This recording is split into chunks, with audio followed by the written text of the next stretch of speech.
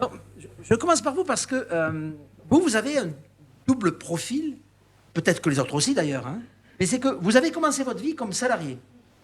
Puis après, vous êtes rentré dans le capital comme associé, et puis maintenant, vous êtes chef d'entreprise. Je crois que vous êtes deux à être dans l'entreprise. Par rapport à ce que j'ai dit, et par rapport à la transposition au monde salarial et au monde entrepreneurial, comment vous vous positionnez? Alors, moi, il y a deux choses que j'ai trouvées très intéressantes. Vous entendez? Parce qu'il y a un micro ou pas? Alors, je vais peut-être aussi à chaque fois passer le micro. Voilà. Alors, juste une petite parenthèse, parce que vous avez beaucoup parlé de la transmission, et ça fait sens, puisque moi, je suis arrivée dans l'entreprise il y a 15 ans en tant que salarié.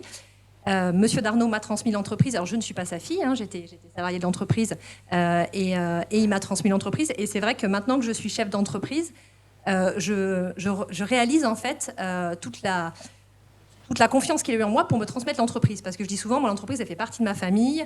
Et je me dis, voilà, pouvoir la transmettre à quelqu'un comme ça, et ça s'est passé vraiment de manière très, très, très bien, c'est une grande confiance et c'est aussi une grande responsabilité pour nous, avec mon associé qui était aussi salarié de l'entreprise, de continuer à faire vivre l'entreprise et à la développer.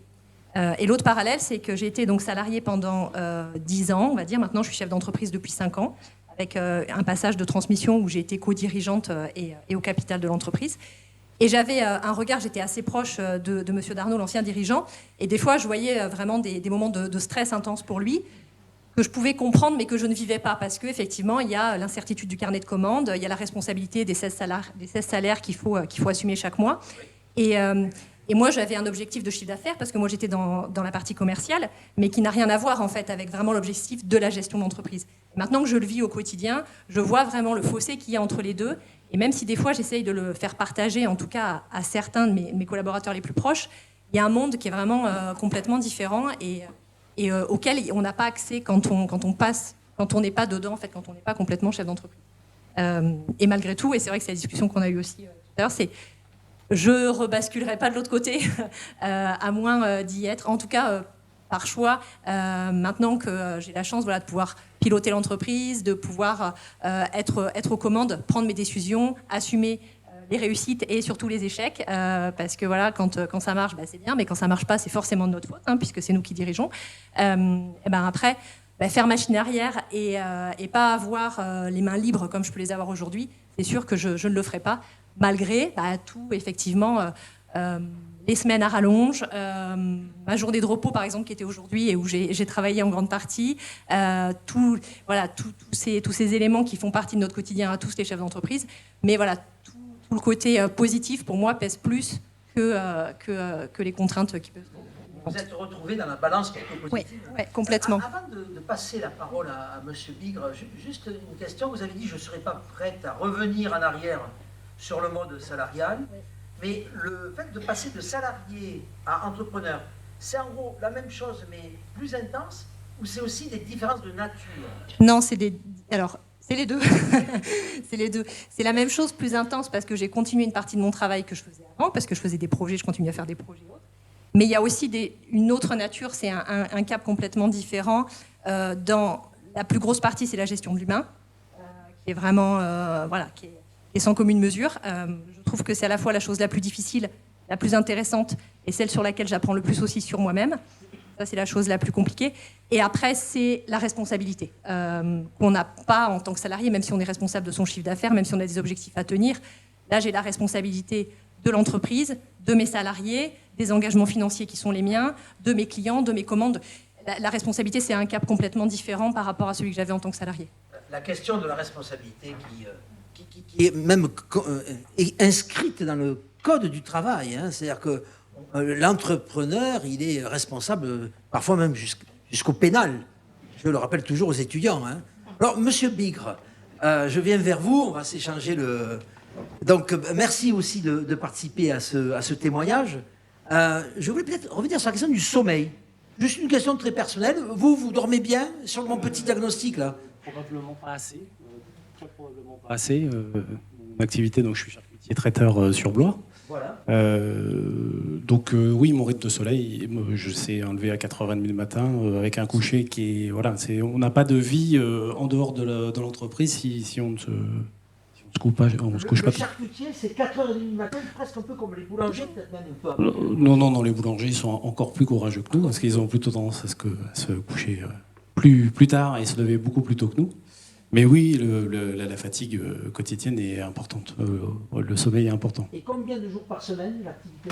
Alors nous, on a fait le choix d'un rythme du mardi au samedi. Alors c'est pareil, j'ai un parcours un petit peu particulier parce que j'étais salarié aussi auparavant dans le secteur bancaire. Je me suis retrouvé charcutier il y a une dizaine d'années.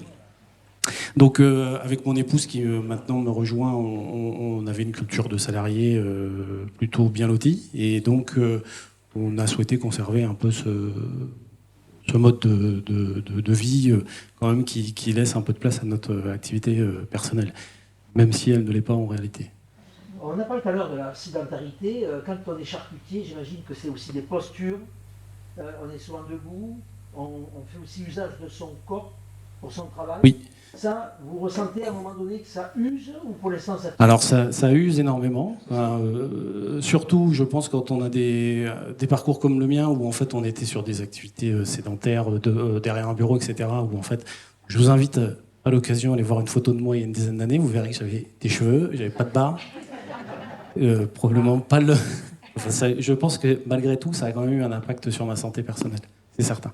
Disons que la barbe, c'est parce que vous le voulez bien. Oui. Hein? Alors, je passe au voisin, Monsieur Port. J'ai parlé tout à l'heure du sommeil, on a parlé de beaucoup de facteurs. Les facteurs pathogènes, les facteurs salutogènes. Madame Rimbaud disait, elle, oui, pour moi c'est positif. Pour vous, par rapport à votre propre bilan, votre propre balance, où vous situez-vous? Moi, je suis entrepreneur depuis toujours déjà. Donc, l'objectif que je me fixe dans mon entreprise, dans mes entreprises, que j'en ai plusieurs, m'a toujours nourri. Donc, j'ai toujours eu dans cette notion de balance, j'ai toujours été du côté positif.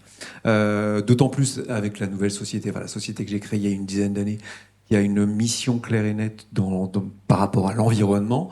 Là, on a un vrai levier d'existence. Et donc, je suis toujours en positif. Et de création de sens, dont on parlait tout à l'heure avec monsieur.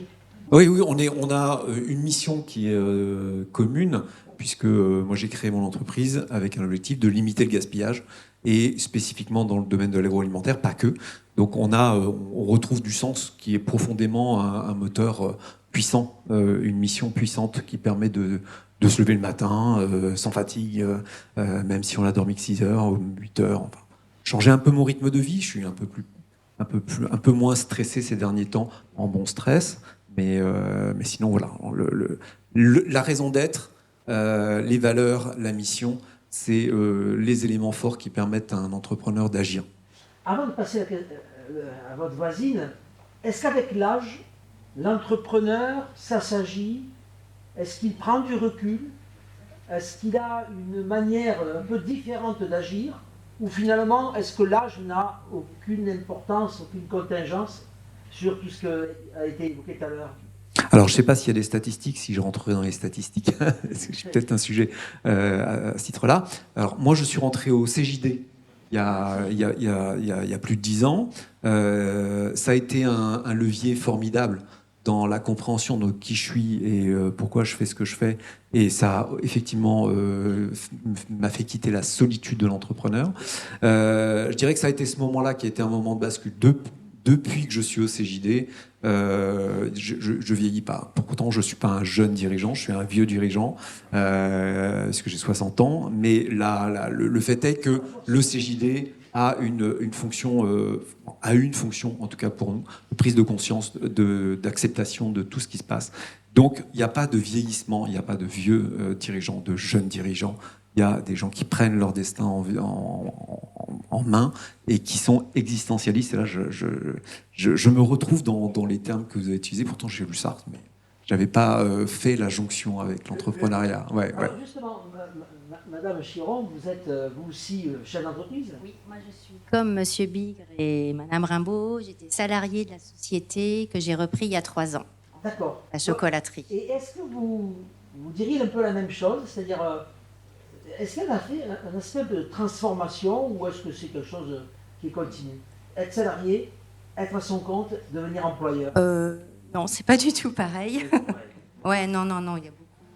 Enfin, moi, j'ai beaucoup de stress par le Combien de salariés? 46. 46, Je ne suis pas toute seule. J'ai Voilà. un autre associé. Oui, On a chacun certainement. notre force. Moi, je m'occupe du RH et la gestion des boutiques. Et Emmanuel, mon associé, il s'occupe de la production de la logistique. Qui est ici? Non, il n'est pas ici. Non. Et alors, qu'est-ce qui fait qu'à un moment donné, vous basculez? Vous passez de... Eh ben, le fait d'avoir travaillé pendant 13 ans chez Monsieur Vaucher, en fait, je connaissais bien la société. Je m'occupais de la partie comptable, donc voilà. Les chiffres, je connaissais bien. Et quand il s'est mis sur le point de vendre sa société, je me suis positionnée. Et on a eu la chance. Le fait d'être salarié, je pense que ça fait basculer aussi son choix. Et voilà. Est-ce que le fait d'avoir été salarié vous permet en tant que chef d'entreprise de mieux comprendre le salariat? Oui. C'est pas forcément- Oui, parce que en fait, même quand ma partie comptable, ça m'arrivait aussi d'aller dans d'autres services, de les aider. Donc, de comprendre les problématiques de telle ou telle tâche, je les comprends mieux et c'est plus facile. Ils viennent me voir plus facilement pour dire telle ou telle chose. Monsieur Port, combien de salariés, vous, avec vos entreprises toutes regroupées? Si je compile l'ensemble des entreprises, je dirais une cinquantaine de personnes, oui, même plus que ça. Non, là, j'ai pris un objectif d'être une petite structure, une TPE, avec un fort impact, donc avec des objectifs très spécifiques, très techniques pour les grands groupes. Pas que, mais pour beaucoup de grands groupes. Donc on fait ça de manière intelligente, très fine, parce qu'on a construit un modèle économique très très puissant, je dirais, sous maintenant le pilotage, qui est donc 10 ans de stress, et maintenant on pilote tout ce qu'on a construit depuis 10 ans sur cette société dont la mission est de limiter le gaspillage. Un professeur d'entrepreneuriat, Thierry Verstraat, qui est professeur à Bordeaux, me disait il n'y a pas d'entrepreneuriat sans routine. Alors, ça m'avait un peu surpris parce que l'entrepreneuriat, c'est l'anti-routine, mais est-ce que finalement, à un moment donné, si on veut durer, qu'on soit dans la charcuterie, qu'on soit dans les meubles, quels que soient les secteurs d'activité, c'est pas le secret pour économiser son stress, son énergie, c'est de trouver un mode de croissance peut-être routinier, qui n'interdit pas des fois des diversifications. Mais voilà, je vous pose cette question-là. Et vous, en tant que charcutier, combien de salariés aussi? Je ne vous ai pas posé la question. Moi, actuellement, on a 4 salariés, 3 apprentis dans notre local. Alors après, sur l'aspect de la routine, je ne suis pas sûr de vous rejoindre parce que, en ce qui me concerne, la routine, c'est un petit peu... je pense que mes collègues chefs d'entreprise qui sont là vont vous le dire. Enfin, c'est mon ressenti, c'est que la routine, on s'ennuie rapidement. En fait, je pense que on alimente, et c'est peut-être un peu notre travers justement par rapport au stress, c'est que... Vous êtes des hyperactifs tous? Non, monsieur dans le vélo, j'imagine un peu actif quand même. Mais Alors moi, pour voir Gervais et travailler avec Gervais toutes les semaines, et le voir passer quand même très régulièrement devant la boutique, parce qu'on est sur le chemin, je pense qu'il est plutôt très actif. vous avez des salariés? Non, vous êtes à votre compte, vous êtes entrepreneur à votre compte aussi. Donc, Mais- pas de routine. Mais là, il faut de la routine, ça fait partie, même c'est ce qu'on se dit avec nos salariés, c'est que la routine, il y en a forcément, on a tous des tâches redondantes, mais à un moment, le petit truc en plus fait qu'on a toujours besoin d'aller chercher quelque chose, surtout quand on a des phases de développement, et puis quand on a des accidents, voilà, il y a toujours des choses qui nous arrivent, quoi. Alors, je voudrais une question que je vous pose à tous, c'est, j'ai évoqué, moi, quelques conseils, attention à votre sommeil. Quel est, je vais dire, votre secret? Le mot secret peut-être un peu fort. Mais qu'est-ce qui, dans votre pratique d'entrepreneur, vous permet de vous dire, ça, je sais que pour moi, c'est bon pour ma santé, c'est bon pour mon équilibre mental. C'est-à-dire, quel est votre facteur salutogène?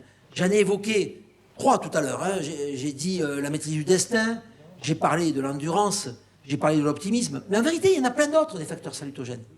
Et la politesse, par exemple, sachez que être poli, ça a été montré, c'est un facteur salutogène.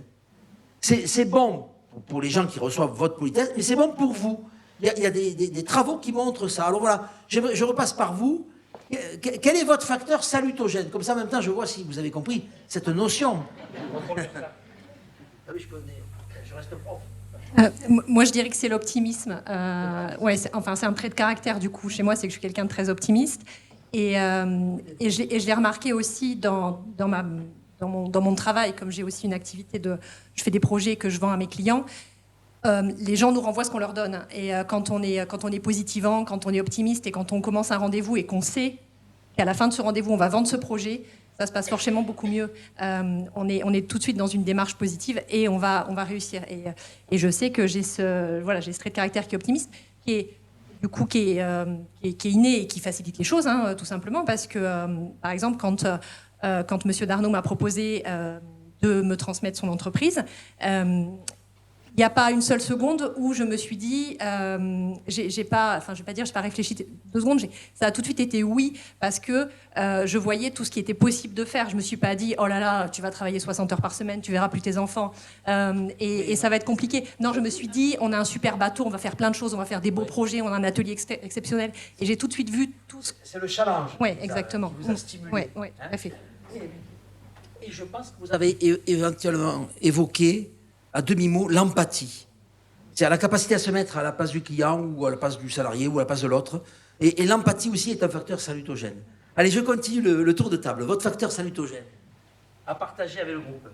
Oui, moi je dirais chaque matin, je suis content d'aller sur le vélo et d'aller faire mes tournées, sincèrement.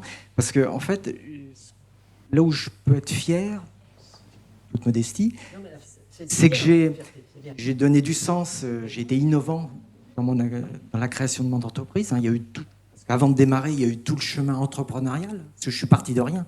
Il n'y avait rien qui existait. Donc il a fallu trouver un partenariat, un support, un client avec Aglopolis, qui a bien voulu adhérer à mon projet. Donc le partenariat pour l'exutoire avec le Poney Club. Tout était à créer. Et j'ai toujours été optimiste. J'ai toujours cru en mon projet de départ. Et ça, c'est très, très important. Et puis, moi, je sais que l'activité physique est bon pour la santé. Donc là, tout était réuni pour aboutir à cette création d'entreprise. Et tout le monde peut vous le demander. Arnaud peut en témoigner. J'ai toujours le sourire lorsque je collecte auprès des établissements. C'est vraiment arrivé. Très rarement où j'étais pas très bien. Ah oui, oui. Je reprends le micro. Mais... Vous avez évoqué la fierté. C'est une émotion positive. Si vous prenez la roue de Genève, il y a Karl Scherer, qui est un Suisse allemand, il a passé sa vie à étudier les émotions. Et la fierté fait partie des émotions positives. Et nous, on a mesuré tout ça. C'est l'émotion la plus ressentie chez les entrepreneurs. Si vous me posez la question, quels sont parmi les différentes, il y a la tristesse, il y a le dégoût, il y en a plein, la colère, l'amour, etc. C'est la fierté qui est l'émotion la plus intense et intensément ressentie chez les entrepreneurs. Et c'est très bien, parce que c'est bon pour la santé. Alors, il ne faut pas déborder d'amour de soi. Arnaud Montebourg. Bon. Mais avoir, comme vous l'avez dit, confiance en soi, ce qu'on appelle aussi le self-efficacy, ça, ce sont des facteurs salutogènes. Allez, on continue le tour de table. Moi, c'est le challenge, en fait. Voilà, comme... oui. Oui, la stimulation. Là, oui, et puis... parce qu'en fait, en fin d'année, notre laboratoire principal a eu un incendie, en fait. Donc, on est obligé de repartir. Donc, voilà. Donc, c'est un nouveau challenge à relever avec Emmanuel, en fait. C'est-à-dire que l'incendie, en fait, un événement limite, oui. et vous vous dites, non, allez, on rebondit.